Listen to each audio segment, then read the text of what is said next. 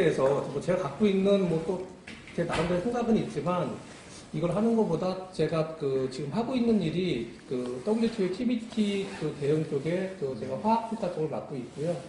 그다음에 또 하나가 수소 연료전지 쪽에 국제 표준화 기구인 ISO나 IEC 쪽에 수소는 제가 예전에 좀 맡았었고 지금도 연료전지는 제가 표준 대응을 하고 있습니다. 그래서 또 책임을 맡고 있어서 그쪽을 관련해서 말씀드리는 게 어떨까 이렇게 생각을 했는데 어떠세요?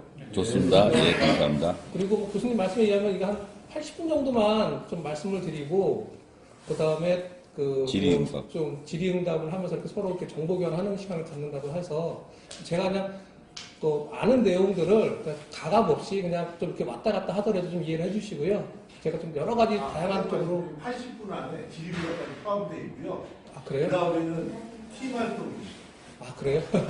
하여튼 그래서 제가 시간 나중에 끊어주시면 제가 말을 하다가 하겠습니다. 저 보통 강의를 좀 많이 다녀서 이쪽으로 그래도 좀 시간에 구애 없이 말을 할 예정입니다.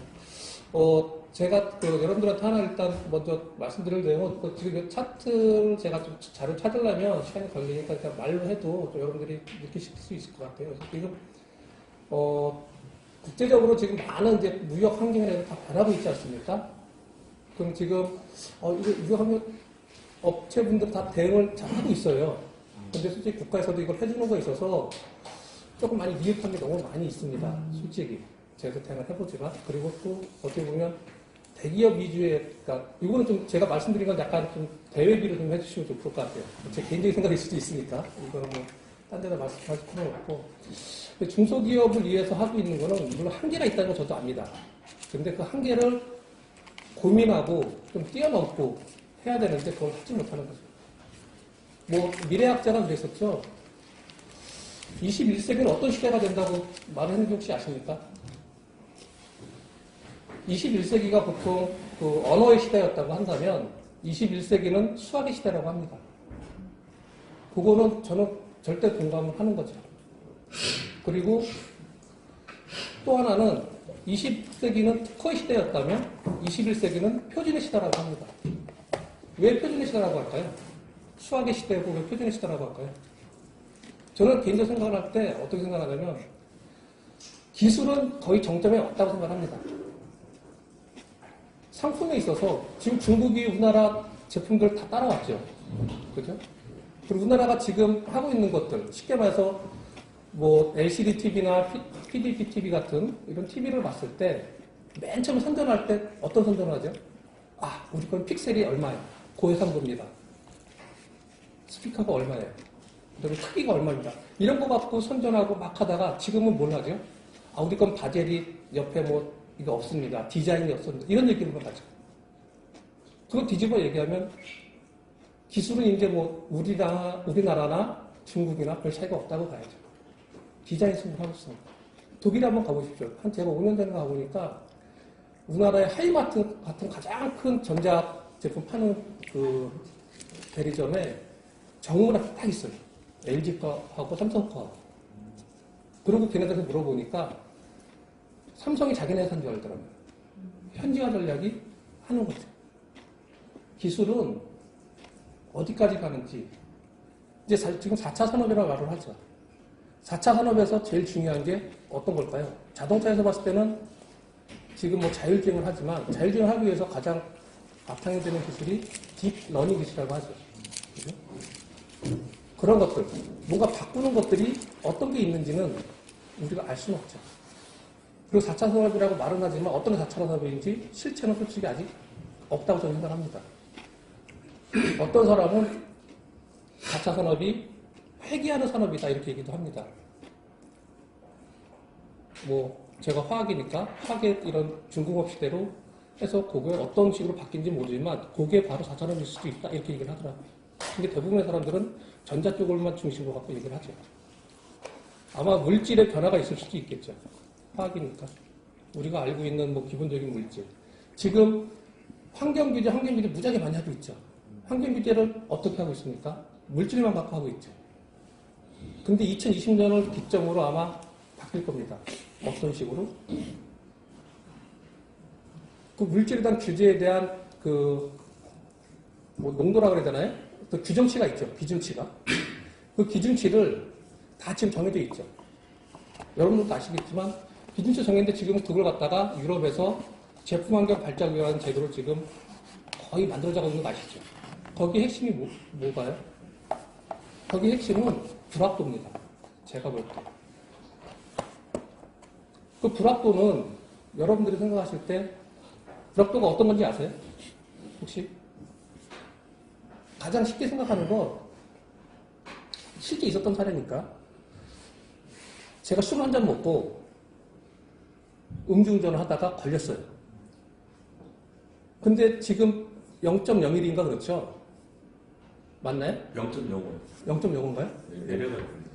그런가요? 0.05라, 그러니까 0.05라 칩시다 그러면 0.05인데 내가 이거를 그 측정기를 불었는데 0.051이 나온 거야. 그럼 난 취소잖아요. 그죠? 억울한 거야. 근데 그 사람이 이제 법원에다가 재판을 소송을 걸었죠. 이 기계에 대한 정확도가 얼마나 되냐. 오차가 있지 않겠느냐. 근데 그 오차를 뭘로 증명할 거예요? 그게 바로 불확도죠. 정확도는 100이라는 값의 기준치가 있다면 기준치에 정확하게 맞냐 안 맞냐를 따져주는 거죠. 그죠? 그래서 우리가 보통 확률에서 95 플러스 마이너스 5%, 뭐 당선 확률도 그렇게 하고 뭐 할 때 이렇게 98 플러스 마이너스 2%. 그래서 뒤에 꼬랑지가 붙는 게 플러스 마이너스죠. 그죠? 근데 불확도는 그게 아닙니다. 불확도는 이 세상에 정확한 값은 없지만 정확한 값의 근사치를 얼마나 갈 수 있느냐. 그걸 내가 표현할 수 있느냐. 그겁니다. 그러니까 쉽게 말해서 100이라는 기준치 값이 있다면 나는 98부터 105 사이다. 이 사이에는 내가 이걸 보증할 수 있다. 하는 걸 증명하는 게 불확도입니다. 그걸 못하는 사람은 난 자신이 없고 내 계산을 해보니까 증명할 수 있는 방법은 60부터 120까지다. 그러니까 앞뒤 꼬랑지가 틀리죠. 그죠? 그게 불확도입니다. 근데 이 계산이 얼마나 힘드냐면 만약에 그 화학 제품을 만드는 공장에서 제품 내놓을 때 그 지금 프로세스로 해서 이렇게 나오지 않습니까? 근데 이 불확도 계산을 LCA 방법으로 한다고 합니다. 라이프 사이클 어세스먼트. 전생의 평가를 한다고 하는데 지금 유럽에서 준비하는 거 맨 처음 전생의 평가를 해서 과감하게 우리 이렇게 하자 이렇게 했는데 하다 보니까 도저히 방법이 없는 거야. 그러니까 그러면 원료가 공장에 입고돼서 제품 출고될 때까지 그 프로세스에서만 평가를 하자. 그래서 공장에다 센서를 달아서 다 평가를 해서 값을 부과하죠. 근데 그 값이 얼마나 줄어드느냐가 관건인 거죠. 지금 유럽에서 그 준비를 하고 있습니다. 지금 거기에 그 포럼인가요? 뭐 그런 워크숍에 들어가려면 한 번 들어가서 들으려면 400만 원이라고 하더라고요. 500만 원이나. 근데 거기 또 중요한 게 뭐냐면 제가 한번 물어봤어요. 유럽 컨설팅 회사에다가 우리나라가 그러니까 내가 만약에 그 어떤 걸 뭐 어떤 제품도 상관없이 자동차가 됐든 전자제품이 됐든 수출을 한다면 이네가 불확도 계산을 우리나라에서 할 사람이 없으니 이네가 계산해 준다면 얼마를 받을래? 물어보니까 답변이 뭐라고 왔냐면 중소기업 제품인 경우는 3억, 대기업 제품은 10억, 한 제품당 이렇게 답변이 왔습니다. 그러면 그거는 어차피 제품의 단가에 다 포함시키는 거잖아요. 그죠? 그게 뭘까요? 그게 바로 TBT죠. 왜? 자국시장 보호하는 거니까. 이네 거는, 그리고 거기에 무슨 숨어있는 의도가 뭐냐면, 이네들이, 제 불확도라고 말씀드렸죠? 불확도의 그 범위를 얘네가 정해요. A, B, C, D. A는 뭐, 최소한 95, 98에서 102 사이에는 나와 있는 불확도 가격을 한다. 뭐, B는 뭐, 90부터 110 사이에는 불확도 가격을 한다. 이런 식으로 해가지고, 페널티를 매기겠죠. 그래서 그 이상 넘어가는 건 수입을 안 하겠죠. 그 다음에 세금도 매긴다고. 맨 처음에 세금 매긴다는 얘기는 안 합니다, 지금은. 그렇지만 향후 이거는 세금 매기겠다고 거기다가 분명히 명시해놨어요. 제도에다가. 그럼 여기 계신 분들 뭐 기업 사장님들이 계시면 야 이거 어떻게 해야 되는 거야? 이런 고민을 되게 많이 하실 거 아니에요. 이거 거기에 지금 쉽게 말해서 그러니까 그럼 제가 이해가 되는 건 뭐냐면 그 유럽에서 그 불확도 계산한 거 그 보고서에 대한 평가를 누가 하냐? 이게 되게 중요하죠, 이것도. 누가 할까요? 거기 들어와 있는 사람들 중에 하나가, 물론 학자들도 있고 여러 가지 사람들도 있지만 그중에 한 사람이 누가 들어오냐면 경쟁업체가 들어와요. 경쟁업체 전문가가 가장 쉽게 말해서 우리나라 삼성이 들어간다면 유럽의 어떤 회사인지 모르지만 중국의 하웨이 같은 회사가 있다면 걔네 회사 전문가가 와서 그걸 평가하는 거예요. 어떻게든 떨어뜨리려고 하겠죠. 그죠? 그러니까 그게 상당히 기업들한테는 큰 위협이 되는 거죠. 근데 그거를 제가 왜 자신있게 20년 정도의 변화가 있을 거라고 말씀드리냐면 국제협약이나 조약들 같은 거 보시면 여러분도 아시겠지만 하나 맨 처음에 논의하기 시작해서 발효되는 데까지는 한 20년 정도 걸립니다. TBT 협정 1995년 1월 1일 날 발효가 됐어요. WTO가 그 사무국이 설립이 되면서 같이 협정이 발효가 되고 TBT 사무국도 생기고 그러면 지금 제품환경 발자국 맨 처음에는 탄소 라벨링이었죠.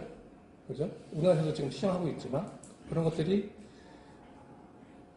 제품환경 발자국으로 바뀌어서 지금 맨 처음에 탄소만 했다가 지금은 모든 유해 물질을 갖고 하겠다는 게 제품환경 발자국입니다. 이쪽을 가고 있어요. 제품환경 발자국 논의된 지 20년 거의 다 됐습니다. 그럼 이제 발효가 된다는 거죠. 그죠? 그러니까 제가 2020년 정도 되면 변화가 있을 것 같다고 생각을 하는 겁니다. 그 자료는 여기 제가 갖고 있습니다. 그거 지금 유럽에서 논의를 했고 프랑스에서는 제네랄 투라는 법안으로 10년 전에 통과시켰어요. 하겠다고. 근데 걔네들도 문제는 뭐냐? 법은 통과시켰지만 쉽게 말해서 법은 통과시키고 시행령이나 시행규칙이 만들어지지 못하는 거예요.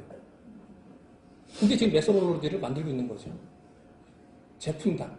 그거 무슨 말이냐? 그 개선할 수 있는 국가가 많지 않다는 거 알아요. 그럼 기준치를 줘야 되잖아요. 그죠? 이네가 쉽게 우리가 데이터를 제공할게. 이네 국가에서 만든, 이네 국가별 교통에 대한 거, 원료에 대한 수입하는 거, 원료를 만드는 거 다 해서 이네가 데이터를 줄게. 그 계산대로 해서 엑셀 작업돼 있으니까 이네가 컴퓨터 계산해서 그냥 제출만 해. 그럼 그건 인정해 줄게. 하는 그 데이터, 기본 데이터를 만들고 있습니다. 불확도 계산이 쉽게 하기 위한. 근데 거기에 숨어 있는 건 뭐겠어요? 내가 계산하면 쉽게 말해서 지금 그런 마이크에 황이라든지 납이라든지 이런 유해한 물질이 있는 게 내가 계산하면 정확하게 계산하면 한 1g밖에 안 나오는데 걔네가 준 러프한 데이터로 계산하면 한 50g 나오는 거죠. 왜? 그럴 수밖에 없으니까. 왜? 범용적으로 써야 되기 때문에 그렇게 해줄 수밖에 없는 거죠. 그러니까는 컨설팅 업체도 정확하게 계산해주면 돈을 3억, 10억씩 받겠죠. 그래서 우리나라에 제가 전문가를 한번 알아봤어요. 이거 할 수 있는 사람이 있는지. 수학학자들? 이거 수학 문제예요. 근데 수학학자들? 불확도 아니다. 계산할 수 있어요. 그러고 나서 제가 이런데 근데 화학적인 지식 데이터가 없는 상태에서 계산할 수 있을까요? 못하죠. 전혀. 그 다음부터는 다 기법 하시더라고요. 이러고. 이거는 제가 데이터를 다 주시면 계산은 해드릴게요. 그렇죠? 근데 이 계산도 여러분들 우리나라 정부에서 나온 원유 데이터가 있어요.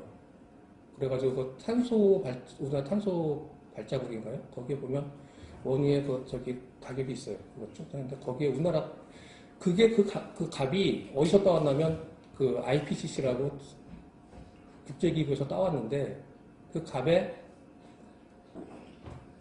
꼬리가 없는 거예요. 시켜서 불확도 값이 따왔는데 불확도 값을 싹 빼고 그것만 값을 갖고 와서 우리나라에 적용하는 거죠. 그러면은 쉽게 말해서 유럽 사람들이 보면 얼마나 웃겠어요. 자기네 거 가져가는 건 아는데 옆에 어파와 언더 가격이 없으니 얘네들은 좀 어떻게 보면 이렇게 좀 그냥 우리 거 갖다가 쓰기만 할지 정확한 데이터를 낼 줄 모르는구나.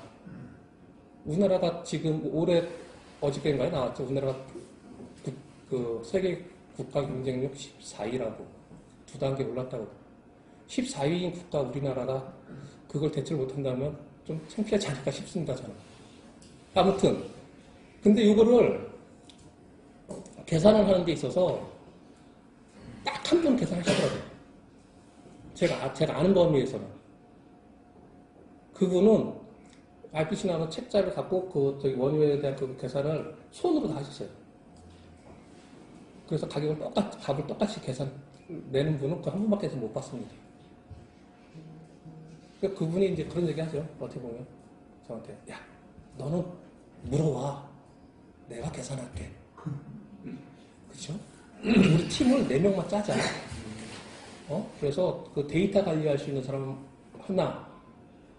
나는 이제 뭐 데이터 관리하고 전반적인 총괄 한번 하고 나는 너 밑에서 그냥 그 계산만 할게.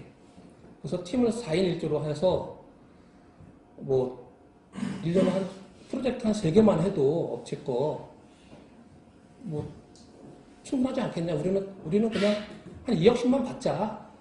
하나당, 제품당. 그래서 한 3-4개만 해도 1년에 1인당 한 1억 이상씩 가져가지 않겠냐.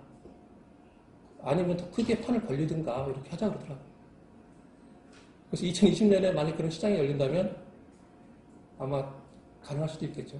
제가 이 말씀 드리는 건 여러분 그 TBT가 뭐 아시는 거지만 그 리마인드 하는 셈 지금 한번 말씀드려보면 TBT가 어떤 거예요? 기술 장벽. 무역기술 장벽이죠. 무역기술 장벽에서 제일 중요한 게 뭐죠? 어떤 걸 갖고 무역기술 장벽을 거는 거죠? 거기에 뭐 나와 있지만 기술 규제죠. 그죠? 기술 규정. 기술 규정이 있고 그 다음에 그 기술 규정을 만족하기 위해서 적합성 평가가 있죠. 적합성 평가에는 뭐가 들어갑니까? 시험, 검사, 인증이 들어가죠. 그죠? 다 아시는 대로 한번 말씀드린 거예요. 다른 거 얘기하기 위해서 하는 거긴 하지만 그럼 시험, 검사, 인증에서 검사를 뺀 시험이나 인증 쪽에 제일 중요한 게 표준이겠죠. 표준을 왜 채택을 했을까요? 그냥 뭐 거기 뭐 WTO에서 이거 해서 표준이 가장 뭐 일반적인 거고 제너럴 하니까 이걸 채택해서 이런 게 아니죠. 표준은 국제표준, 국제표준은 만들어질 때 어떻게 만들어집니까? 100% 합의에 있어야지 만들어져요. 하나의 표준 만들 때 중요한 거는 뭐 30-40개국도 들어오지만 제가 하는 건 그렇지 않지만 거기 들어와 있는 국가들이 다 컨센서스 합의가 이루어져야 됩니다. 그게 안 이루어지면 국제표준 안 만들어져요. 그러니까 WTO에서 국제표준을 경고사항으로 집어넣은 거죠. 너희가 합의한 거고 이네가 찬성한 건데 왜 안 지켜? 강제적이진 않습니다. 그렇지만 안 지킬 수 없죠. 그죠? 인증이라는 게 그렇잖아요. 정부에서 하는 것도 강제 인증이 있고 임의 인증이 있잖아요. 똑같죠. 근데 그거를 그럼 그 기술에다가 규정에다가 어떻게 반영을 하겠어요? 이런 일이 있었어요. 중국 같은 경우도 뭐 이 얘기 들어보셨는지 모르겠지만 중국 같은 경우는 기술 규정이 꼭 같이 여성분 있으시니까 화장품 쓰시죠. 지금 우리나라도 그 화장품에 그 라벨링에 전성분 표시하는 거 아시죠? 모든 성분, 거기 만드는데 들어간 성분을 다 표시하게 돼 있어요. 그걸 갖다 수출하죠. 중국 사람들이 우리나라 화장품 정말 좋아한다고 합니다. 그러면 우리나라도 프랑스 화장품 수입할 때 어떻게 해요? 라벨링에다가 딱 우리나라 말로 번역해서 딱지 하나 붙여서 팔죠. 그래서 우리나라 사람들이 이거 프랑스제야. 이거 좋은 거야. 이거 사서 쓰죠. 중국 사람들도 마찬가지겠죠. 우리나라 제품에다가 중국말 번역을 딱 붙여서 팔겠죠. 근데 중국 사람들이 머리를 어떻게 썼냐면 정부에서 오버라벨링 하지 마라. 그냥 수출할 때부터 라벨링을 중국말로 해서 붙여라. 그러니까 그 통보원이 왔는데 업체에다 물어보니까 업체들이 무슨 상관이 있겠냐. 별로 뭐 괜찮을 것 같아요. 이렇게 해서 오케이 했는데 그렇게 되는 순간 매출이 30%가 떨어졌대요. 나중에는. 그래서 그러니까 그 시행하기 위한 그 중간 단계가 있잖아요. 그죠? 유예 단계. 그래서 그때 그걸 파악을 하고 다시 재협상을 해서 다시 오버라벨링을 할 수 있게끔. 우리는 아무것도 아니라고 생각하는 것들이 기술 규제입니다. 꼭 이거를 뭐 기술적인 문제를 어떻게 막는다? 이런 건 아니에요. 중국이 그런 거 생각을 많이 치죠. 그 다음에 가장 많이 장난치는 게 어떤 거가 있을까요? 시험이죠. 시험 비용을 비싸게 하는 거는 괜찮아요. 그렇죠? 근데 시험 검사 기간을 6개월, 1년 해봐요. 전자제품 같은 경우 제품 주기가 3개월이 안 돼요. 그죠? 그 사이에 짝퉁 다 나오면 돼요. 그러니까는 그런 장난을 치겠죠. 그리고 또 하나, 시험 검사소도 없는데 부족한데 제품을 시험하겠다고 자기네 자국의 경쟁업체에다가 보내서 시험 결과를 받는 거죠. 그러면 스펙을 다 받은 경쟁업체는 다 분해 조립해서 똑같은 제품 만드는데 한 달이 안 걸린다고 하더라고요. 우리가 생각할 때는 무역에 있어서 제가 생각할 때는 정상적인 생각을 우리가 많이 하죠. 공정한 것. 절대 안 그렇더라고요. 자국의 이익을 위해서라면 어떠한 짓도 할 수 있는 게 국가라고 생각합니다. 우리나라도 마찬가지죠. 우리나라 화풍법, 화관법도 지금 화학 쪽에 큰 문제가 되고 있습니다. 외국에서 상당히 공격을 당하고 있죠. 그리고 또 어떤 국가는 중남미의 에콰도르였던 것 같습니다. 대통령이 그랬대요. 2016년 일이었던 것 같습니다. 대통령이 공무원들 보고 1인 1규제를 한 달 내로 제출해라. 그래서 갑자기 그 해에 통보문이 걔네들한테 한 400번이 날라왔을 거예요. 근데 문제는 뭐냐면 시험검사소도 없죠. 그 다음에 쉽게 말해서 기술 기준을 어떻게 만들까요, 걔네들이? 전문가 의견 받아서 만들까요? 전문가 의견 받긴 받겠죠. 근데 전문가 의견 받을 시간이 없으니까 미국에 있는 선진국, 유럽, 국제표준 다 갖고 와요. 그래서 제일 높은 거 갖고 막 짜집게 하는 거야. 하다 보니까 쫓아갈 수가 없죠. 그런 게 한 예로 여러분들 그 레토르트 파우치라고 혹시 아십니까? 이게 뭐냐면 여러분들 편의점 가서 김치 사서 먹잖아요. 그 김치 담아져 있는 봉투가 레토르트 파우치예요. 근데 그거를 그 내압을 뭐 국제적인 기준은 22 PSI인데 걔네들은 자기 에스카르토 업체 만드는 업체가 25 PSI, 30 PSI 된다 그래가지고 25 PSI 올린 거예요. 기술도 없으면서. 근데 국제 룰에도 안 맞지만 그걸 맞출 수 있는 기계가 없는 거죠. 전 세계적으로. 물론 우리가 22 PSI 하면은 낼 때 거기 20% 더 하니까 25%는 맞출 수는 있지만 25 PSI면 30 이상을 만들어야 되는 기계를 다시 또 만들어야 되잖아요.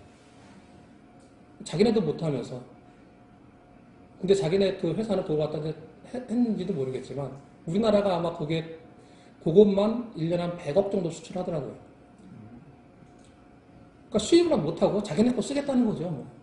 그 회사 입장에서는. 그런 게 기술 규제입니다. 그러니까 무슨 짓도 해요. 일단은 지금 중국도 마찬가지 아닌가요? 중국은 또 이게 중국 좀 있으면 안 되는데. 우리나라가 지금 제일 잘하고 있는 것 중에 하나가 뭐예요? 전기자동차잖아요. 2차전지 배터리. 중국에서 지금 우리나라 2차전지 배터리 중국에 하나도 수출 못하고 있어요. 2020년까지. 법에 얘들이 뭘 만들었냐면 아마 생산량이 100기가인가요? 100만 메가와트 같은 거네. 뭐 일단 100기가와트라고 칩시다. 그 공장에서 전체 1년에 생산량이 100기가와트 안 되면 수출을 안 받는 거예요. 수입을 안 하는 거지. 근데 100기가와트 맞출 수 있는 그 기업은 중국에 딱 2개 업체밖에 없대요, 전 세계에. 자기네 것만 쓰겠다는 거죠. 그게, 근데, 생각해보세요. 그게 기술 규제일까요? 어떻게 보면 장난치는 거지. 우리가 볼 때는. 기술 규제를 빌미로 해서. 그 법을 만들어 놓고 시행은 1차 시행 2020년까지 하겠다. 하는 게 중국의 목표죠. 왜? 그 사이에 자기네 기술 개발을 하고 쫓아가겠다는 거겠죠. 그 롯데마트 철수했죠. 왜 철수했을까요? 네? 소방. 소방요?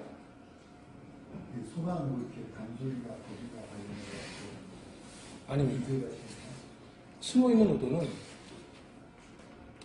중국은 같이 해야 되죠. 중국 사람하고 합작.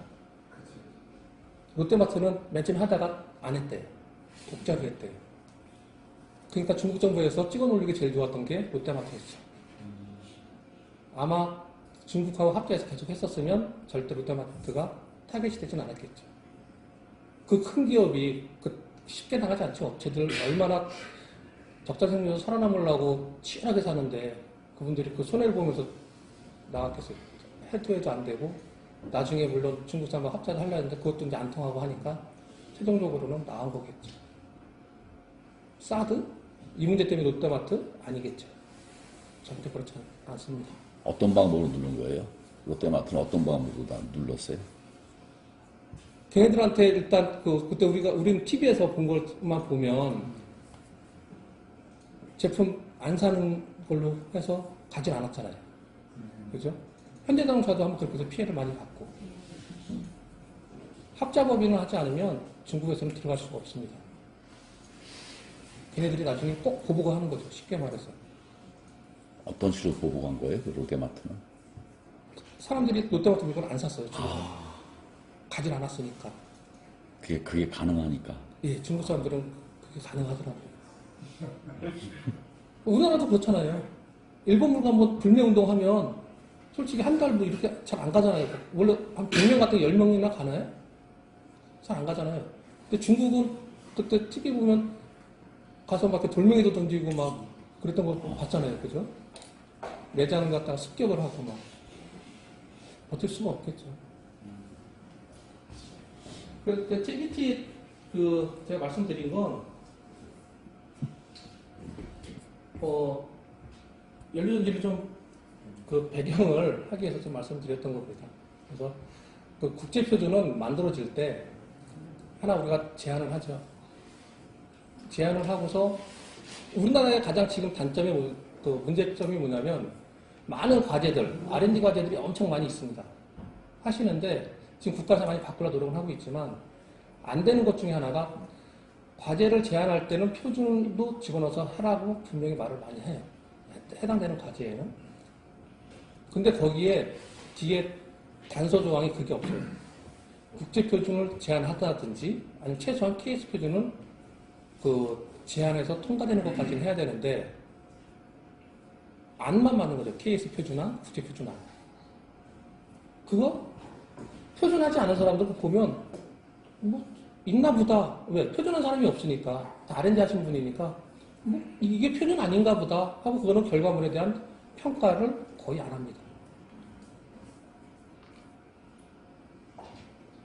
그렇게 하는 건 별로 의미가 없죠. 그래서 국제표준, 왜 이사님 말씀드려요? 국제표준 제안을 해서 통과되는 거 쉽지 않습니다. 외국 사람들 똑같아요. 제가 연료전지 이쪽 국제표준 뭐 전문가들이 실제 활동을 하시면 저는 이제 그 서포트하는 역할을 많이 하지만 지금 제가 거의 15년 정도 했거든요. 이쪽에서만. 처음에 이제 제가 수소연지 대행했던 게 저희였으니까, 저희 기관이었으니까. 그걸 제가 이걸로 하고 있는데 친해지니까 외국 애들도 똑같이 야 한국은 이렇게 하는데 왜 안 해? 근데 좀 해. 그때는 우리가 기술이 없으니까 할 게 없어. 지금은 조금씩 내놔요. 그럼 우리가 하는 거는 웬만하면 다 통과시켜줘요. 거기에 조건이 5개국의 동의와 5명의 전문가가 참여를 해야만 통과가 됩니다. 그게 없으면 안 되는 거예요. 그러니까 그게 활동도 안 했는데 될까요? 안 해줍니다. 저는 맨 처음에 했을 때, 맨 처음에는 좀 그랬어요. 외국 사람들은 좀 뭔가, 합리적이고, 되게 뭐 유럽이나 미국에서 합리적이고 되게 좀 젠틀하고 막 이럴 줄 알았어요. 그래서 워킹그룹 회의를 막 하다가 회의 끝나고 이제 저희가 할 수 있는 건 기술적인 논의보다 밥 사는 것밖에 없었어요, 그때. 처음에. 그래서 다 데리고, 그때 캐나다에서 한국 식당을 갔죠. 한국 식당에 갔더니, 이제 뭐, 돈이 없으니까, 제 돈으로 사야 되니까, 한국 식당에 고기 뷔페집을 갔어요. 1인당 15,000원 정도 되는. 그래서, 고기 뷔페가 되게 좋아하더라고요. 그 사람들이 난 또 스테이크만 먹어서 소고기만 좋아하는 줄 알았더니, 삼겹살 더 좋아하더라고요. 우리 삼겹살 대접하면 창피하잖아요. 아니더라. 삼겹살이 그 사람한테 더 고급 고기고. 그 다음에 술은 어떤 거 제일 좋아하는지 아세요? 소맥 제일 좋아합니다. 제가 500cc 생맥주 다 했고, 그 다음에 좀씩 덜어내 거기다 소주 막 타줬어요, 진짜로. 그랬더니 프랑스에는, 와, 이런 술이 있냐고 그냥 원더풀 하면서 혼자서 3잔 마시더라고요. 진짜로 그랬습니다. 그 사람이 지금은 연료전지 국제표준 하고 있는 IEC TC105의 체어맨이 작년에 선정이 됐어요. 그러니까 그 사람이 한국 너 소맥 이번에 우리가 우석대학교 이용 교수님이 저랑 같이 일하시는 분이 굴삭기 연료전지 쪽 관련해서 국제표준 제안을 했어요. 총회 가서 우리 이거 할 건데 어떻게 돼? 그랬더니 거기 있는 사람들을 통해서 일단 체어맨이 일단 프렌드십 하니까 그거 하나 갖고 되겠어요. 시리즈로 하세요. 그건 무슨 말이에요? 그러면 굴삭기에 대한 연료전지는 얘네가 다 해. 그렇게 됐죠. 얼마나 편해요. 다른 사람들은 그거 하면 외국 사람들 쟤는 처음 보는데 내가 왜 도와줘야 되는 거야? 똑같아요. 저 그 밥 10년 동안 산 사람이에요.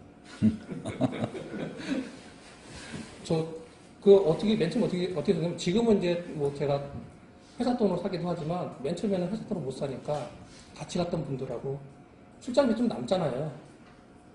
뭐, 교수님이 됐든, 뭐, 책임자분이 됐든 그분들한테, 우리가 밥 사는 게 어때요? 그래야지, 좀 기부하시죠. 10만원씩만. 그래서 막 3, 40만 모아서, 그건 내가 사줬어요. 외국 애들, 우리가 근사한 거 사주는 거 바르지 않더라고. 이런 일도 있어요. 막 프랑스에서만 한번 회의하는데 점심 먹는데 2시간 반 걸려서 점심을 먹어요. 그것도 좋아. 근데 저녁 때 이제 하는데 저녁 만찬 하겠대요. 그래서 그때 같이 갔던 교수님이 이상해. 이거 가야 되냐 말아야 되냐. 가지 않는 게 좋을 것 같아요. 왜요? 가야 되는 거 아니고 했더니 가면 다 돈 내갈 것 같아. 만찬하면 1인당 한 7, 80유로, 100유로 가까이 내야 되잖아요. 걔네가 사주는 게 아니라 우리 뭐 내라 그러는 것 같다고 가지 말지. 그랬어요? 알았어, 우린 안 가겠다고. 그래서 안 갔어요, 그날. 근데 그 다음날 딱 왔더니, 프랑스 대표가 어저께 돈 안 내고 간 놈들 누구야? 그거를 누구 보면서 얘기하는 일본 사람들 보면서. 우린 안 갔으니까. 일본 사람들은 황당히 가서 냈다고. 막 그렇게 치사하게 합니다. 그게 국제회의더라고요. 우리가 아는 것 같이 근사하게 딱 근엄하게 젠틀하게 앉아서 꼭 그렇지 않아요. 회의 석상에서는 치열한 난타전을 해도 나중에 가면 서로 싸우는 게 뒤에 들어가서는 인간이잖아요. 똑같아요. 밥 사주는 놈, 쟤 도와줘야지. 대신에 우리는 회의를 우리나라에서 저는 자주 했어요. 최소 2년에 한 번씩은 했습니다. 워킹그룹 회의가 됐든 TC 총회가 됐든. 그러면 우리나라에 오면 정말 A부터 Z까지 다 해주셔야 돼요. 점심, 저녁 다 사줬습니다. 어떻게든 또 구해 갖고 와서. 그러니까 그 사람들이 우리나라에 오는 걸 너무너무 좋아하죠. 한국에 산다 그러면 나는 갑니다. 딱 모두 손들어요. 그렇죠? 그래서 서울에서 하면 제가 또 근사한 데서 먹여줘야 되니까 남산타워에서 가가지고 위에 그 타워 올라가서 이렇게 한 바퀴 돌잖아요. 2시간 동안. 거기서 10만 원짜리 이렇게 사주고 또 아니면 뭐 저기 한강 고수부지에 좋은데 배에서 어떻게 파티 한번 하기도 하고 그 사람들이 얼마나 좋아하겠어요. 유럽 같은 데는 뭐 얻어먹지도 못하는데 제가 이번에 그 11월 4일날 이탈리아 밀라노에서 그 연료전지 총회를 했습니다. 근데 장소를 우리는 장소도 호텔에서 하잖아요. 웬만하면 걔네는 학교에서 하더라고요. 총회 자기네 이탈리아 폴리텍 대학교에서. 그리고 점심도 안 줘요. 그래도 조금 괜찮았던 건 커피 그 브레이크 타임에 커피하고 과자 같은 거 좀 그나마 줘서 그때 감사했죠. 그런 정도밖에 안 합니다. 사람이 많지도 않은데도 한 3, 40명밖에 안 되는데도 돈이 없는지 모르겠지만 정부 지원을 못 받아서 모르겠지만 그런 걸 안 하더라고요. 저녁 때 만찬 한번 해줬구나. 만찬을 어디서 했냐면 학교 식당에서 자기네 뷔페라고 이렇게 만들었는데 정말 그 유럽 음식 정말 맛있지 드셔보시는 분들이 아시겠지만 맛 없어요. 정말 못 먹겠더라고요. 그래서 딱 한 번 먹고 그냥 나왔습니다. 우리는 먼저 빠이빠이 이렇게 하고.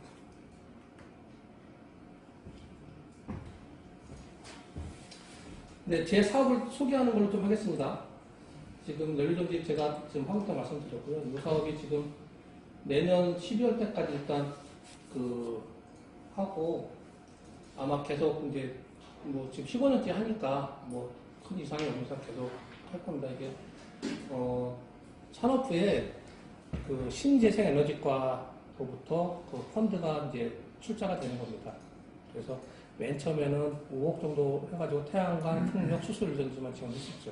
그래서 그때도 수수료가 좀 한 그 5분의 2 정도 펀드를 가지고 대응을 했었고요. 지금도 아마 그 정도로 해서 대응을 하고 있습니다. 돈은 많지는 않습니다. 네, 국제비 첨가 비용만 지원하는 사업입니다.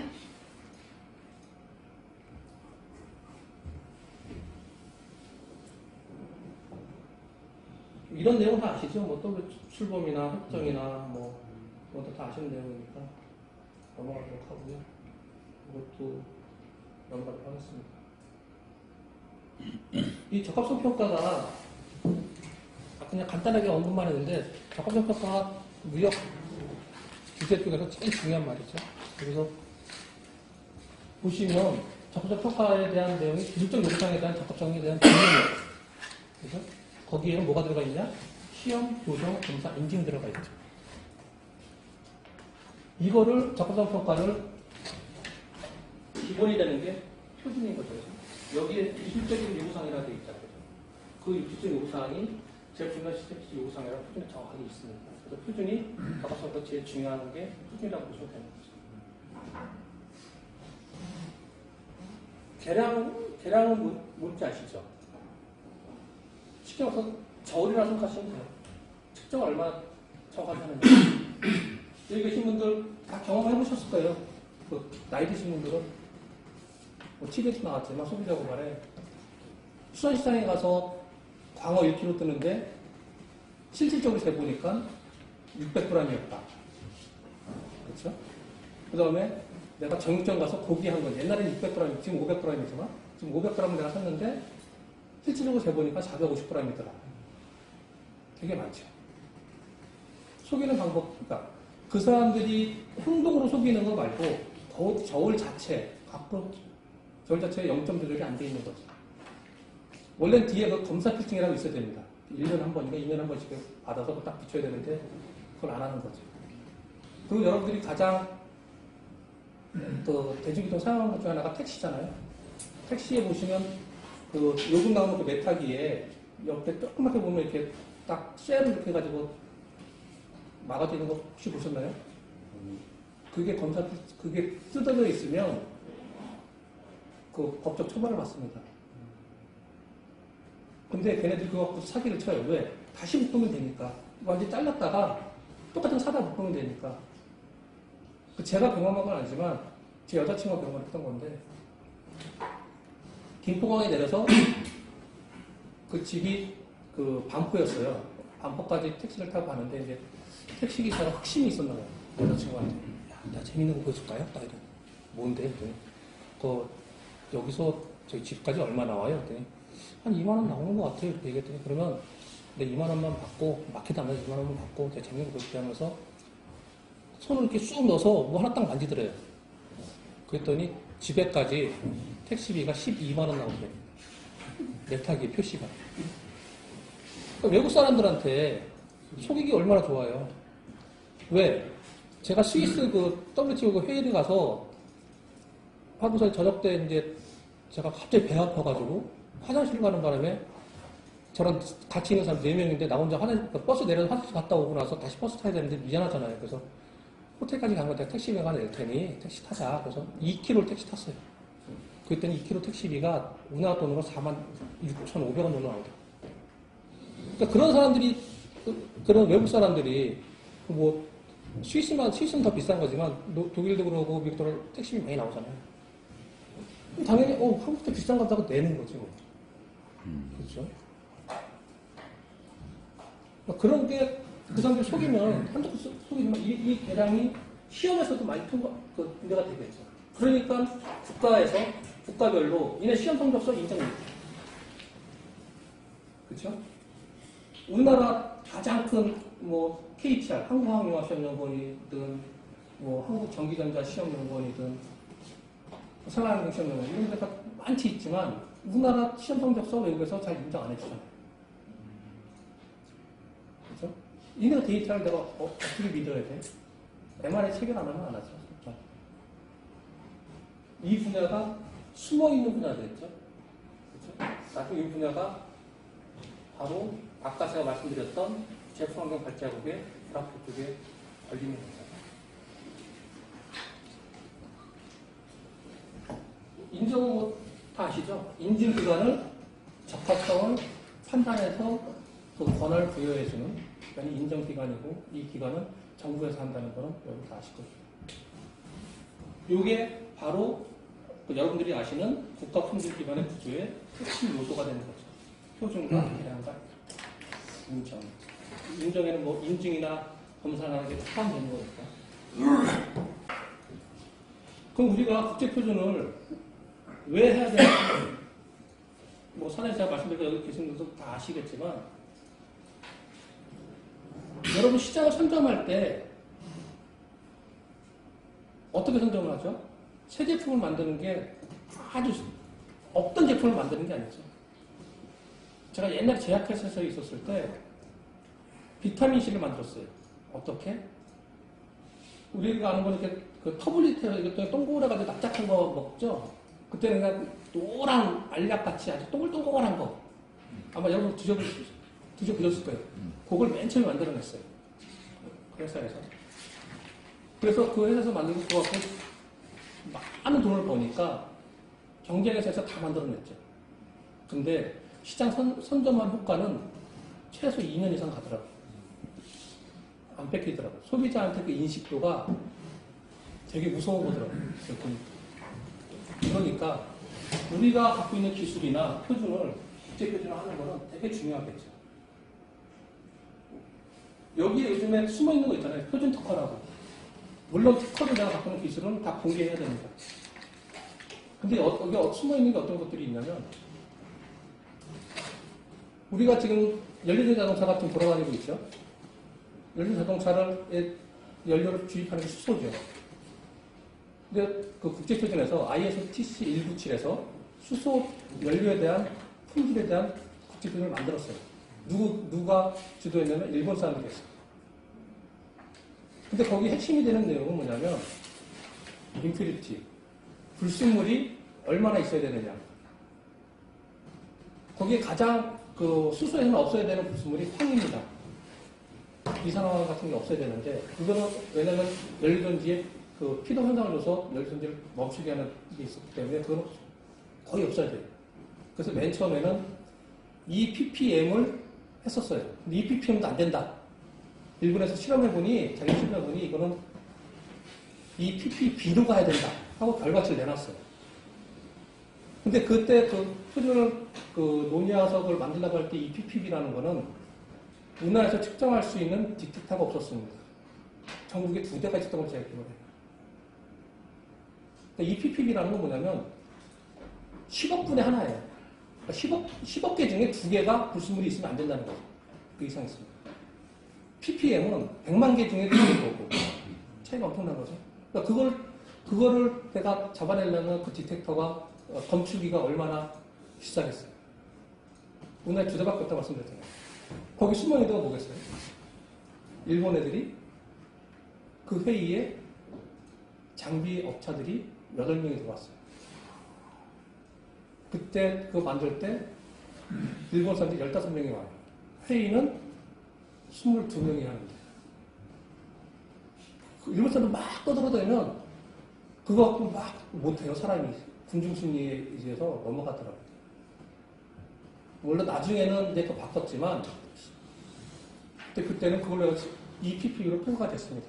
그래서 이거 통과돼서 우리가 알아보니 막 이 상용화를 한다면 지금같이 연락해서 돌아다닌다면 최소한 1년에 한 번씩은 그 랜덤에서 검사를 해봐야 되고 그 검사하는 기관들이 최소한 전국의 각 단위별로 2개씩 있어야 될 거 아니에요. 도별로 그죠?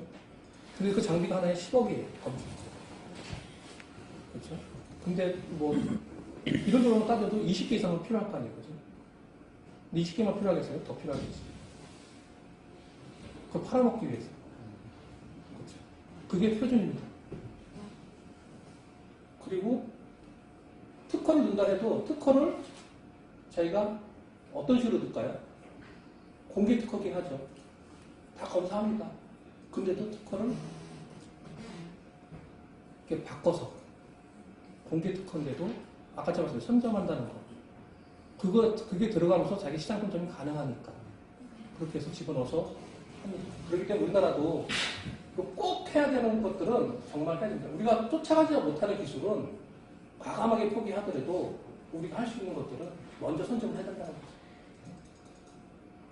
차이가 뭐가 있어요? 기술이라는 건 가장 대표적으로 여러분 들어보셨겠지만 저 진짜 중학교 때 비디오 테이프, 베타 테이프 썼어요. 근데 아버님이 부자도 아닌데 이렇게 그때 비싼 그 비디오 갖고 왔는데 기기를 테이프가 조그매요. VHS는 크잖아요. 화질도 더 좋아. 그래서 아버지가 하는 말이 야 앞으로는 비디오 테이프는 이거래요. 조그맣지. 화질도 좋지. 시간도 더 VHS는 그때 1시간 반 건신했을 때 이거는 2시간 이상 했었으니까. 그때 아마 소니가 만들었었나 그랬을걸요 아마. 네. 맞죠? 근데 왜 그게 망했을까요? 자기네 갖고 기술과 특허를 공개를 안 했어요. 조금이라도 공개했으면 VHS 없어졌을 겁니다. 그러니까 VHS 만드는 기업체에서는 망하게 생겼거든. 에이씨, 야, 다 공개해버려. 누구나 쓸 수 있게. 그러니까 누구나 다 만들었죠. 한 사람이 2사람도 못 이기는데 한 기업이 10개 기업, 100개 기업 이길 수 있어요? 자기네 제품이 훨씬 좋은데도 안 되는 거죠. 그런 게 특허에 다 반영이 돼야죠. 그러니까 지금은 일본이 그런 경험들이 있으니까 국가에서 어마어마한 돈을 투자해서 표준에다가 활동하게끔 해주고 있습니다. 그래서 국제회의 아마 여러분들 가보시면 아시겠지만 일본 사람이 최소한 5분의 1 이상 다 차지합니다. 각국별로 한 사람도 2사람밖에 못 가는데 일본 사람들만 보통 5명 정도. 안 되면 통역사까지 데리고 와서 그래서 합니다. 그래서 표준은 꼭 여러분들도 해야 되는 거죠. 지금 그 기술 개발하는 거 우리가 지금 여러분들 할 때 R&D 그 제안서 할 때 보통 그 단계별로 하죠. 그래서 사업화 단계 8단계로 하냐 마냐에 그 TRM인가요? 그거 하죠. 근데 TRM 단계를 갈 때 8단계 되고 표준 국제교육까지 하겠다 그러면 선정될 확률이 큽니다.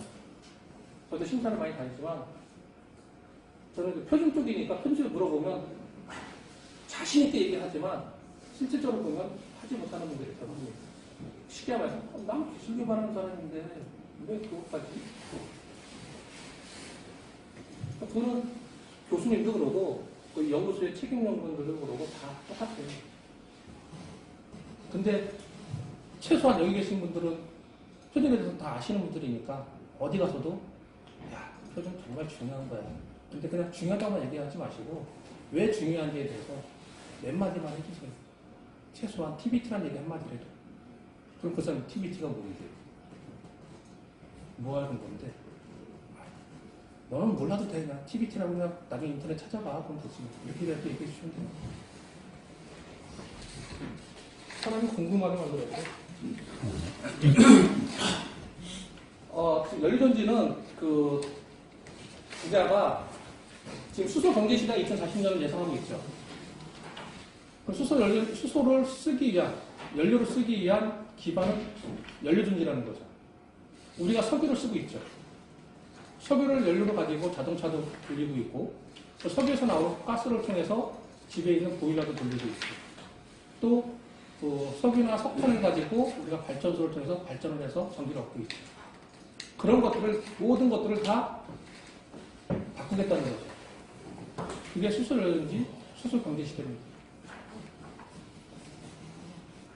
그래서 발전용, 수송용, 이동용 딱 지금 해서 국제비도 만들어지고 있고 지금 하고 있어요. 근데 문제는 뭐냐면 연료전지 종류가 너무 많아요. 여기만 5가지예요. 인산염, 또 MCFC, 메탄올, 이거 솔리드 옥사이드, 이거는 뭐 고분자, 이거는 직접 메탄올, 이런 식으로 막 나눠져요. 그래서 연구자들이 일단은 궁극적으로는 SOFC로 가는 건 맞다. 그 다음에 대부분의 활용은 PMFC로 갈 거다. 이렇게 예측을 하고 이렇게 하고 있습니다. 그래서 여기에 다 동그라미가 들어있는 겁니다. 여기는 거의 없죠. 인산염 같은 경우. PMFC도 거의 다 들어가 있죠. 이거는 온도의 문제도 있어요. 작동 온도에 따라서 더 하는 그런 것도 있고. 지금 DFC는 뭐냐면 이거는 이제 그러니까 우리가 휴대폰이나 노트북에 쓰이는 건 대부분이 DFC로 갈 예정입니다. 근데 이거는 상용화하기 참 좋은데 왜 상용화를 못하냐면 2차 전지가 지금 좀 시간이 늘어나고 2차 전지 쪽으로 지금 집중하고 있잖아요. 근데 연료전지는 뭐가 좀 좋냐면 쉽게 봤을 때 약국에서 메탄올 한 5cc 하나만 사면 10시간, 20시간 쓸 수 있어요. 근데 거기에 그러면 당연히 DFC 써야지 해야죠. 그죠? 그 삼성에서 그렇게 만들었었어요. 근데 어디서 발목이 잡혔냐면 국제민간항공기구인 이카오에서 여러분 아시죠? 액체 물질 갖고 비행기 탑승 못하는 거. 그렇죠? 그런 것 때문에 지금 하고, 그 다음에 지금 현재 2차전지 기술이 충분히 써도 무리가 없는 상태에서 굳이 이리로 가야 되느냐 하는 게 문제인데, 지금은 확장을 해서 어떤 식으로 바뀌냐면, 지금 아까 제가 말씀드린 건설 중장 비용이라든지, 그 다음에 그 공장 자동화를 위해서 그 로봇들을 많이 쓰고 있습니다. 공장에서. 삼성이나 예전에 했던 데서. 근데 일반적으로 쓸 때는 2차전지를 쓰는 그 로봇은 하루 종일 쓰려면 최소한 3대에서 4대가 필요합니다. 왜? 2차전지에 쓰는 거는 최대 8시간 이상 못 쓴다고 하더라고요. 그러니까는 백업용이 있어야 되는 거죠.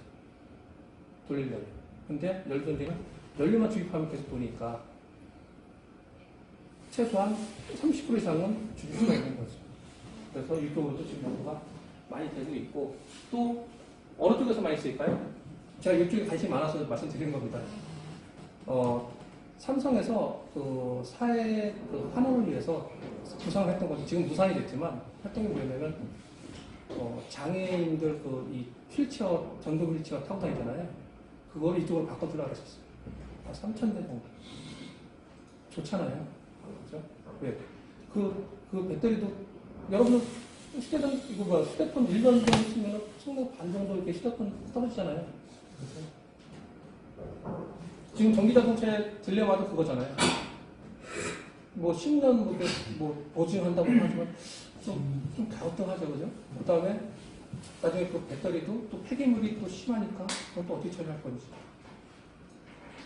그 다음에 우리가 뭐 급속 충전하면 뭐 2시간 만에, 뭐 40분 만에 한다고 하는데, 막말로 급속 충전하면 그 과한 전기가 스택을 막 때리는 거기 때문에 스택이 나중에는 견디지 못합니다.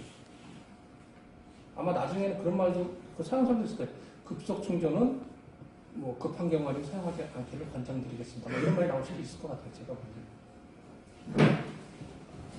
그러니까는 그 학자들 대부분이 전기자동차는 뭐 제 기준에서 그런 건 그렇지만 수술 연구 시대로 가기 위한 중간 단계에 있는 기술 아닐까 이렇게 생각을 많이 합니다. 물론 다른 쪽으로 또 많이 또 할 수 있겠죠. 꼭 자동차에 특화할 필요는 없으니까 2차 전지라는 거.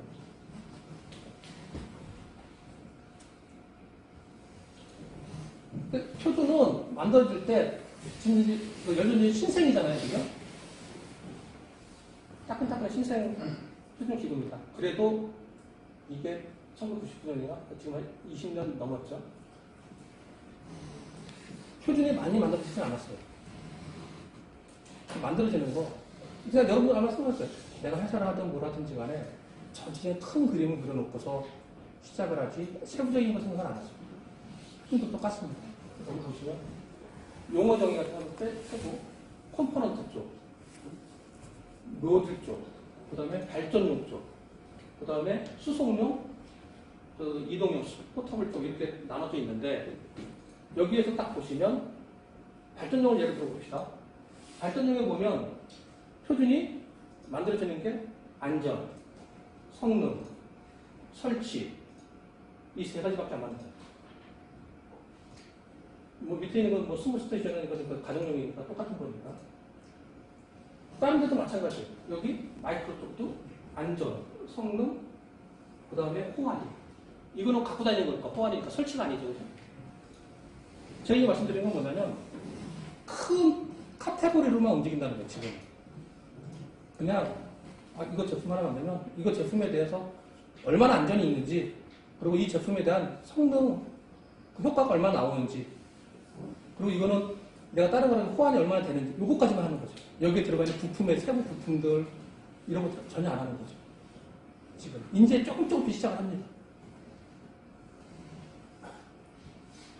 그리고 제가 아까 말씀드렸던 제품 환경 발전 유럽에서 하고 있다고 말씀드렸죠. 제도 여기에도 워크룸 14에서 열전지에 대한 전 세계 환경 평가 기법이 들어가 있습니다.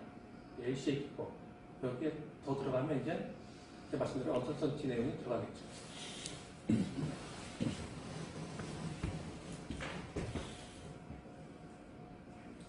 이거 90년대 설립이 됐고요. 지금 안톤이라고 제가 말씀드린 그 프랑스 소맥을 들어있던 수치가 성격 급해요. 화도 달려고. 프랑스 사람도 또 그런 게 있죠. 급합니다. 또 좋아하는 사람은 또 잘해주잖아요. 태국도 뭐 이렇게 정의원과 주면서 이 정도밖에 생각을 못한다. 왜 대부분이 이 기술은 선진국만 갖고 있으니까. 그래서 이 주도국이 일본입니다. 거의. 지금은 이제 유럽 중심으로 넘어가고 있는 상태로 있다고 보시면 90년에 만들어져서 재작년에 바뀌었으니까 거의 30년 가까이를 일본 사람이 체험을 했어요. 그러니까 많은 기술이 일본 기술이 들어가 있겠죠.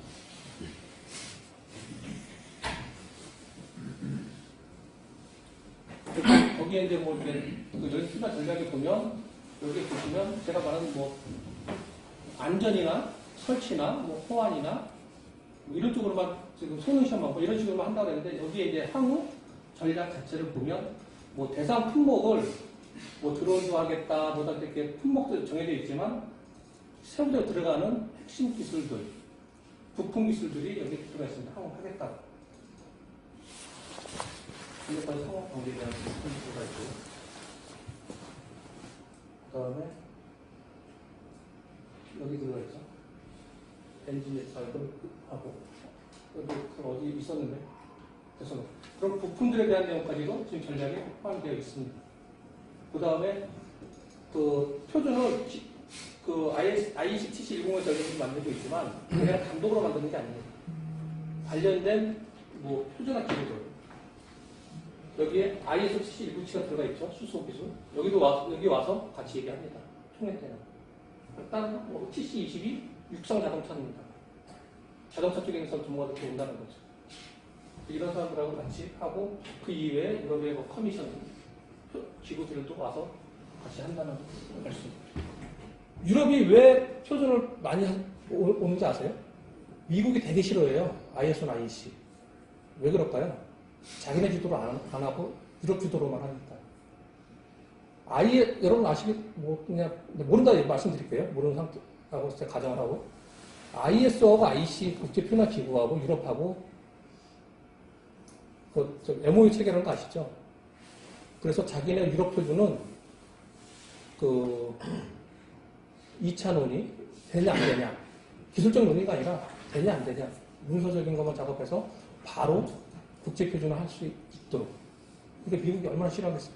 그래서 수소 같은 거 할 때 IPH, 세계 수소 뭐 회가 만들어가지고 또 상대 기구도 만들고 미국이 어떤 전략을 갖고 하는데 다 안 통했죠. 유럽은 이쪽은, 열린 쪽은 아니지만 다른 쪽에는 일국가 일투표죠. 찬성. 표가 모자르면 아프리카 사람들 다 데리고 옵니다. 야, 니네 저기 체제비 줄 테니까 다 와. 그래서 손들어요. 자기네가 이기겠다. 합의는 100%지만 단계 지나갈 때는 3분의 2, 뭐 4분의 3 이런 룰이 있잖아요. 그런 걸 해서.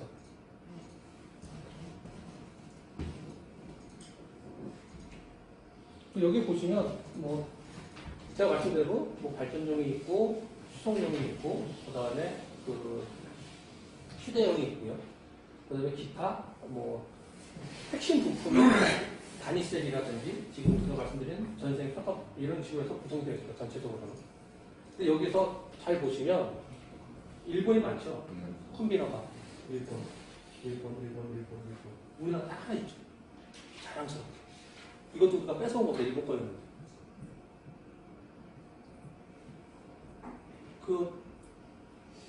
일본이 맨 처음에는 이 워크맨 10, 이 마이크로 렌지 쪽에 제가 말씀 마이크로 렌지가 휴대폰이나 노트북용이라고 말씀드렸죠. 지금 DMFC는 전 세계적으로 조금 다운되어 있는 상태입니다. 안 쓰는 기술로 자꾸 가는 거였었죠.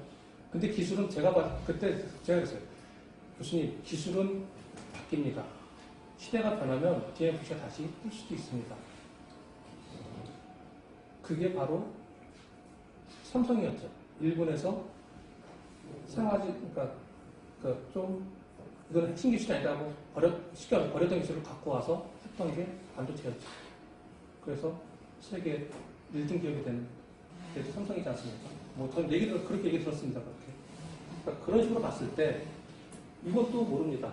그래서 우리가 이거는 컴비너 하시는 게 좋을 것 같습니다. 해서 맡아서 우리가 국제표준 제안도 하고 국제표준 이제 승인도 되고 시리즈도 하고 있고 그다음에 이번에 워크맨 6 이게 수송용입니다. 자동차는 아까 제가 말씀드린 ISO TC22 육상자동차 쪽에서 맡기도 했고요. 자동차 이외에 뭐 산업용 트럭이라든지 중장비, 불삭 이런 거는 다 여기서 하기로 했습니다. 그래서 우리가 건설 비대용 열전지 국제표준을 제안을 이렇게 했죠. 이번에. 여기에도 이제 코컴비너라든지 뭐 작업할 수 있는 그런 사람으로 들어갈 예정이 있습니다. 지금 중국이 또 지금 여기 좀 늘어나고 있는 거 보이시죠? 중국 하나도 없었어요. 국가에서 정책적으로 지금 맡으라고 얘기를 합니다. 왜? 중국이 여러분들 중국 표준 한번 보셨어요?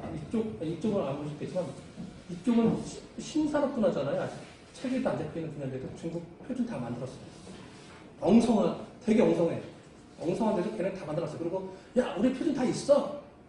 GB 표준 다 있어. 막 이런 식으로 합니다. 그리고 그거를 국제 표준을 하기 위해서 여기를 막 맡으려고 하는 거예요. 이제. 지금까지 안 하다가 한 2, 3년 전부터 노력을 되게 많이 하라고 사람들. 근데 미국이 굉장히 적네요. 제가 말씀드렸잖아요. 미국은 하고 있는데 지금 자기네들은 참여는 되게 적극적으로 하고는 있지만 유럽에서 맡겠죠. 그것도 싸움입니다. 이거 신산업 분야는 유럽이나 이쪽에서 안 돼. 일본에서 며칠 잡았기 때문에 일본을 해주는 거지. 그렇지 않았으면 유럽에서 안 할 거예요. 그러니까 산업이 이제 올라오니까 아까 아까 말씀드린 대로 처음에는 유럽에서 뺏어갔잖아요. 제가 볼 때 뺏어간 겁니다. 투표를 하는 거니까. 그러니까 현실을 말씀드리는 거예요. 그냥 일반적인 좋은 내용을 한다면, 이제는 뭐, 일본 했으니, 이제는 뭐, 대륙별로 해야 되니까, 유럽 쪽에 해야 되겠습니다. 하고 이렇게 간 거겠죠. 그렇죠? 그렇지만, 수은 의도는 그게 아니겠죠. 그렇지 않으면, 일본이 20년을 넘게 체험회를 하는데 냅뒀겠어요. 그때는 산업의 형성이 안 돼 있으니까, 뭐, 이날 한번 해봐. 뭐, 이런 거겠죠. 강대국에서. 이제 세부적으로 들어가면 이제 여러 가지 들어갈 거예요. 그래서 이런 표준도 지금 이제 만들어진 게 19개밖에 안 돼요. 20년 동안. 20년 기술에서. 많이 만들지 못했어요. 그리고 논의되는 것도 그렇게 아직 많지는 않습니다. 여기 보시면 이게 제정된 연도를 보시면 아까 1990년도에 TC가 설립됐다 그랬잖아요. 그죠? 그럼에도 불구하고 제정된 날짜들은 다 2010년대 이후잖아요. 그죠? 그러니까 뭐 내용이 중요한 게 아니라 얘는 또 어떤 방식으로 어떤 전략으로 그리고 이 시기도 조절하는구나 하는 걸 알 수가 있어요. 그럼 우리도 전략을 어떻게 세워야 될까요? 우리가 기술만 갖고 우리 기술 이게 좋은 겁니다. 과연 이렇게 해가지고 국제표준으로 접근하는 게 맞을까요? 그건 아닐 것 같습니다.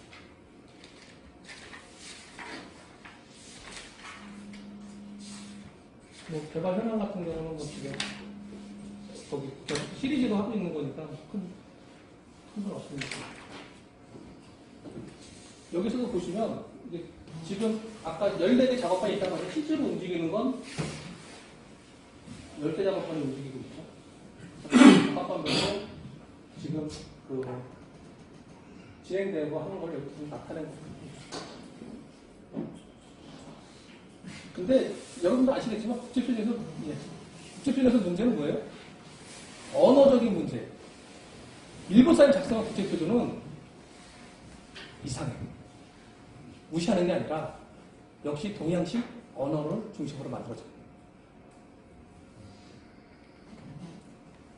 그리고 그걸 고치는데도 한 1년 이상씩 걸립니다. 이쪽에서. 노예상 이런 거 뭐 이렇게 굳이 여러분께 말씀드릴 건 아니어서 우리나라는 지금 요 관련된 연령비와 관련된 그 KS 인증은 딱 하나밖에 없습니다. 지금 현재. 이게 신재생 에너지 관련된 태양광 풍력 수소연료 쪽에 관련된 우리나라 인증인데 우리나라 연료전지만큼 고분자 연료 시스템에 대한 인증 케이스 인증 하나밖에 없습니다. 그것도 뭐 받아들는 안 받아들는 임의 인증인데 이거를 받아야 되는 이유는 여기 나와 있듯이 설치 지원이라든지 의무화 사업이라든지 신재생 공급 의무화 RPS 제도라든지 이런 쪽에 이게 없으면 받아주질 않아요. 그러니까 이 사업을 하려면 이거는 임의 인증인데 쉽게 말해서 업체를 때는 강제 인증이죠. 꼭 해야 되나? 이건 해외 인증은 이렇게 되어 있다는 거 좀 한번 보여주세요. 그리고 지금 고객님 시간 관계상 제가 너무 쓸데없는 말을 많이 했는지 모르겠지만 강의 시간 이걸로 마쳐야 될 것 같고요. 혹시 이렇게 좀 서로 얘기를 통해서 하는 걸로 갖도록 했어요. 그렇게 하면 되겠습니까? 강의 이걸 마치도록 하겠습니다. 네. 예. 질문이 있습니다. 아까 중간에 자동차가 전기에서 이제 수술하는 과정이 될 것이다. 예. 제가 어느 동문회사에서 후배한테 얘기 들었는데요. 예. 이젠 수소가 생산하는 기술이 예. 이게 뭐 전기를 이용해가지고 우리 충전소 이렇게 주유소 있듯이 맞습니다. 그렇게 간략하게 만들어진 기술이 나오면 그것이 금방 전환될 수 있다고 그러면서 앞으로 그 분야에 대해서 관심 있게 보고 투자를 하라고 하더라고요. 저는 비춥니다. 그렇습니까? 그게 왜 그래요? 그래. 아직까지 제가 볼 때 제 개인적인 경험에 의하면 처음에 정말 내가 돈이 있고 부실이 여러 가지 있으면 초기 투자하는 거는 괜찮죠. 근데 우리나라 대부분 일반적인 기업이나 사업하시는 분들 초기 투자에서 성공한 사람은 5%도 안 됩니다. 1%도 안 되더라고요. 지금 선생님이 말씀하신 이게 뭐냐면 우리나라 지금 가스 충전소가 되게 많잖아요. LPG 충전소가. 그 충전소를 우리나라 지금 계획이 그런 것도 있어요. 그 충전소를 바꿔서 그 수소 충전소로도 하겠다. 왜? 방호벽이라든지 이런 것들이 웬만큼 안전 기준에 어느 정도 있어요. 거기 조금만 보완하면 되니까. 외국에는 충전소 만들면 돈이 많이 있어요. 지금 그 수소 충전소 만들려면 한 25억 정도 듭니다. 그러니까 개인 투자하기가 쉽지 않은 거죠. 그래서 아마 정부에서 지금은 이제 전액 그 수소 그 충전소로 만들고 있지만 향후 바뀌면 이제 그 LP 충전소가 수충전소로 바뀔 확률이 상당히 높습니다. 우리나라는 전국적인 걸 다 갖고 있기 때문에 지금 현재는 영동고속도로 쪽에 가다 보면 휴게소에 수충전소 하나 있더라고요. 그 거기 왜 만들어졌어요? 그 평창 올림픽 때문에 만들어졌죠. 네. 근데 문제가 있습니다. 뭐가 문제냐? 여러분들도 저도 그러고 이게 제일 중요한 거 아니에요? 기름값도 중요하지만 내 차에 정확한 양이 들어가는지 지금 그 기술이 없어요. 계량기 기술이 없습니다. 그래서 지금 거기에 그 충전 그 여주휴게소죠. 여주휴게소에 있는 그 충전소에 충전해주면 무료잖아요, 지금. 그러니까 해주는 거지. 만약에 돈 받고 한다면, 야, 너 이거 정확한 거야? 아마 제 생각에 아마 20%는 틀릴 것 같아요. 양이. 그걸 지금 아직 확정 못했어요. 표준도 못 만들었지만, 그런 것들, 돈과 관련된 것들을 지금 계량기 같은 기술이나 이런 것도 꼭 해야 되는데 그 전혀 안 돼 있습니다. 기술도 못 만들고 있고. 그리고 밸브 같은 경우도 수소는 고압이잖아요. 고압에 대한 밸브를 또 새로 만들어야 되는데 우리나라가 밸브 회사들이 상당히 수준은 높은데 안 합니다. 왜? 돈이 안 되는데 내가 이 나라 필요하면은 시장이 형성되면 나 만들게. 준비만 하고 있을게. 이 상태지 안 합니다. 그런 것들이 이제 극복이 되기 위해서는 역시 정부 투자가 있어야 된다는 거죠. 판은 정부에서 깔아주는 거죠. 저는 그렇게 생각합니다. 예. 또 다른 혹시 예. 제가 너무 시간을 많이 잡아봤는데 네. 제가 너무 과학과 관련된 좋으신 말씀 다시 한번 박수를.